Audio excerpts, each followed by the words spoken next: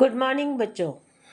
आज एक क्या कहें, माँ होने के नाते, एक तजुर्बेकार होने के नाते, ज़िंदगी के इतने बड़े बड़े जो तजुर्बा है, वैसे वो मैं बताना चाहती हूँ। वैसे मैं कुछ ना कुछ वो बताती रहती हूँ। आप लोग सुनते हो और आप लोगों की जो कमेंट्स आते हैं वो सुनकर बहुत ही ज़्यादा हिम्मत आ जाती है और खुशी होती है। माँ बाप को और क्या चाहिए, बच्चों की सहमति, सहयोग, और यही तो चाहिए है ना। फिर इंसान की हिम्मत वही है कि बच्चे जब बड़े हो जाए उनको समझे सुने, तो वही चाहिए जो आप लोग मुझे देते हो। तो आज एक मैंने अपने अपना जो तजुर्बा है वो शेयर कर रही हूँ बच्चों। विफलता हर जिंदगी का एक सबसे बड़ी दुख है। सबको, सबके जिंदगी में हरदम कुछ ना कुछ अनसक्सेस, विफल होते रहते हैं। आप चाहे कितना भी बढ़िया काम करो, आपको वो सफलता नहीं मिलती जो आप हकदार हो। तो बच्चों, ये जिंदगी है, उसमें 100% ना विफलता मिलती है ना सफलता मिलती है। तो बाकी रहा, सफलता की कोई स्विच नहीं होती कि आपने एक स्विच ऑन किया। अगर किसी बात पर आप विफल हो, किसी से सलाह ली, उसने, आप उसके सलाह मान लिए और वही करने लगे तो फिर आपको सफलता मिल जाएगी, ये ऐसी बात नहीं है। सफलता के लिए कोई पर्टिकुलर चाबी नहीं है, कोई पर्टिकुलर स्विच नहीं है कि आप दबा लो और आपको सक्सेस मिल जाए। जैसे कि आप मान लो कहीं नौकरी करते हो, आपकी नौकरी चली गई, तो आप अगर एक फार्मूला यूज करोगे कि बस मेल करते जाओगे या अप्लाई करते जाओगे कि तरह तरह की कंपनी में अप्लाई करते जाओगे तो कहीं ना कहीं मिल जाएगी, नहीं। हो सकता है ऐसा हो, पर तरह तरह की कंपनी में, पर आपको उसमें स्ट्रेटेजी चेंज करनी होती है, मतलब तरीका चेंज करना होता है, किसको क्या लिखना है, किसको क्या लिखना है, और जान पहचान में कोशिश करनी होती है। और मतलब सिर्फ अप्लाई करने से मिलती नहीं। आप सालों साल आप अप्लाई करते जाओ को हो सकता है आपको कोई रिजल्ट ना मिले, पर ऐसे में आप किसी जान पहचान का जो सहयोग ले सकते हो। कहीं जाके किसी कंपनी में डायरेक्ट अप्रोच कर सकते हो, मतलब तरह तरह की बातें आप कोशिश कर सकते हो, तभी जाके आपको कहीं ना कहीं एक सफलता मिल जाएगी। मान लो आप कोई बिजनेस करते हो, बिजनेस में कोई नुकसान होता है, तो ऐसा नहीं कि वो आपके पास कोई सलाहकार आए, वो बोले कि आप पूजा पाठ कर लो, ये ऐसे कर लो कि आपको सफलता मिल जाए, नहीं। आप उस बिजनेस को बढ़ाने के लिए तरह तरह की कोशिश करते रहते हो। फाइनेंशियल लॉस हुआ तो आप पहले कोशिश करोगे कि मैं क्या करूं जो मुझे लोन करना ना पड़े। हर किसी को ये चाहिए होता है कि मेरे ऊपर कोई कर्ज ना हो। वैसे भी हमारी सरकार ने ऐसे कर दिया कि हर इंसान के ऊपर 5 लाख वैसे ही कर्जा है। हमारे अभी के जो सरकार चल रही है, देश के ऊपर जो कर्जा है वो हम पर कर्जा है, तो हम चाहे या ना चाहे वो कर्ज टैक्स के जरिए हम ईएमआई देते आ रहे हैं। और हमारी ईएमआई को लेकर नेताएं विदेश में करोड़ों अरबों रुपए विदेशी बैंक में रखते हैं, अय्याशी करते हैं, पर वो सब करते हैं। मतलब वो भी अपने सफलता के लिए एक एक टैक्स नहीं लगाते। एक टैक्स लगाते तो उनको इतना सफलता नहीं मिलता। वो भी तरह तरह की हथकंडे इस्तेमाल करते हैं ताकि उनको सफलता मिलती रहे। वैसे भी वो तो बड़ी बात है। जिंदगी में भी हर चीज, मान लो आपकी कढ़ाई, आप खाना पकाते पकाते वो ब्लैक ब्लैक हो जाता है, काला पड़ जाता है रोज खाना बनाने में। तो हर हर दिन तो हर किसी के पास इतना समय नहीं होता कि घिस घिस के उसको साफ करो। और जिसके घर में काम वाली होती है उनकी तो बात अलग है। उनकी तो क्या कहें, जो अपना काम खुद करते हैं, मैं उनके लिए ज़्यादातर मेरी वो बात है, मैं अपनी काम सारे काम खुद के, बिजनेस भी करती हूँ, घर का काम भी करती हूँ करती रहती हूँ। हाँ, तो मान लो आपकी चेहरे पे, आपकी स्किन पे कोई दाग लग जाए, डेवलप हो जाता है, जैसे धूप में आप निकलते हो, या कोई हार्मोनल चेंजेस होता है, कोई दवाई की साइड इफेक्ट्स के वजह से होता है, दूसरे बहुत सारे कारण है जो चेहरे पे दाग आ जाते हैं। तो आप ऐसा कोई दवा नहीं कि आप डॉक्टर के पास गए, उसको पूछ ले, डॉक्टर कुछ ना कुछ लिख देगा, पर उससे वो कुछ नहीं होता। पर लगातार आपको कुछ ना कुछ घरेलू उपाय करते रहना पड़ेगा, ताकि वो एक ना एक दिन वो दाग निकल जाता है। और ऐसा नहीं कि आप ब्यूटी पार्लर वाले इतने प्रलोभन दिखाते हैं, इतने लालच देते हैं कि हम ऐसा कर देंगे, कुछ नहीं होता, कुछ नहीं होता, कुछ नहीं होता। मैं खुद ब्यूटिशियन भी हूँ ऐसा कुछ नहीं होता। मान लो आपके बाल झड़ रहे हैं, तो तरह तरह की जो स्पा कर ले, तरह तरह की तेल की जो एडवर्टाइज आते हैं, ये लगा लो कि आपके बाल इतने घने हो जाएंगे, वो हो जाएंगे, ऐसा कुछ नहीं होता। और तरह तरह के तेल आप लगाओगे तो बाल और ज़्यादा झड़ जाएगा। सबसे बेहतर तेल जो है, अगर प्योर कास्टर ऑयल कहीं से मिलता है तो वो बाल के लिए भी और चेहरे के लिए भी। ये मेरी तजुर्बा है। मैं अपना लॉन्ड्री, हस्बैंड गुजरने के बाद लॉन्ड्री चलाने लगी, और बिना प्रोटेक्शन के, मतलब मास्क, ग्लोव्स वगैरह कुछ मैंने इस्तेमाल की नहीं। मतलब मुझे समझ में नहीं आया, लॉन्ड्री के बारे में मुझे कुछ पता नहीं था, और वर्कर भी बहुत परेशान करने लगे थे।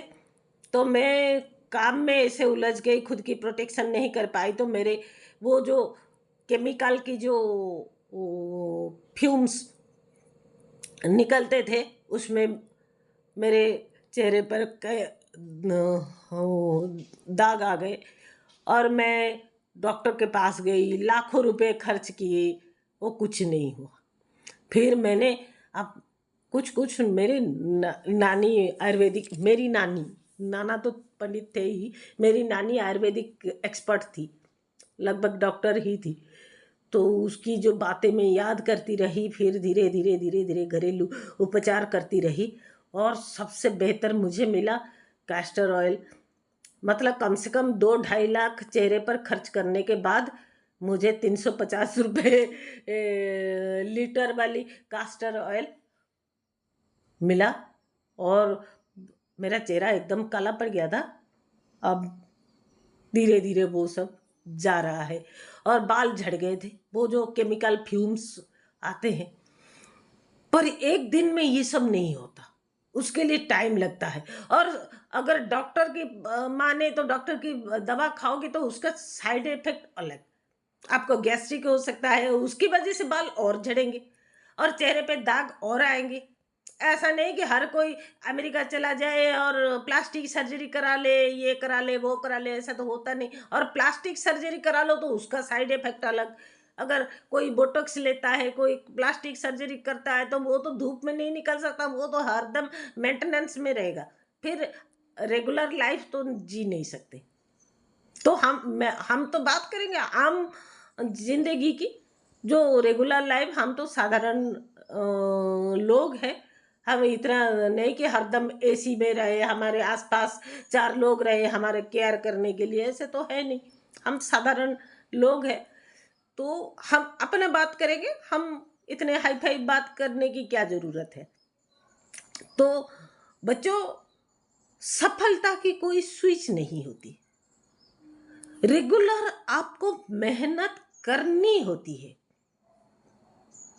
और मेहनत और पढ़ाई, किताब, कोई भी किताब, कोई भी किताब उठा के दिन में कुछ समय पढ़ लो, आपका दिमाग शांत हो जाता है। तरह तरह की जो जिंदगी में बातें होती है जो हमको बेचैन कर देती है, कुछ पल 10-15 मिनट, आधा घंटा दिन में, चाहे रात हो, दिन, दोपहर हो, सुबह हो, जब मौका मिले कोई भी किताब उठा के आप पढ़ो, दिमाग एकदम शांत हो जाता है और काम में लग जाओ। कोई भी काम अगर आपके पास करने के लिए कोई नहीं ना, तो कोई तेल ले लो, चेहरे पे लगाओ, मसाज करो, और थोड़ा सा हमारे जो घरेलू बेसन, कॉर्नफ्लोर और हल्दी, उसको दही में मिला के लगाओ, धीरे धीरे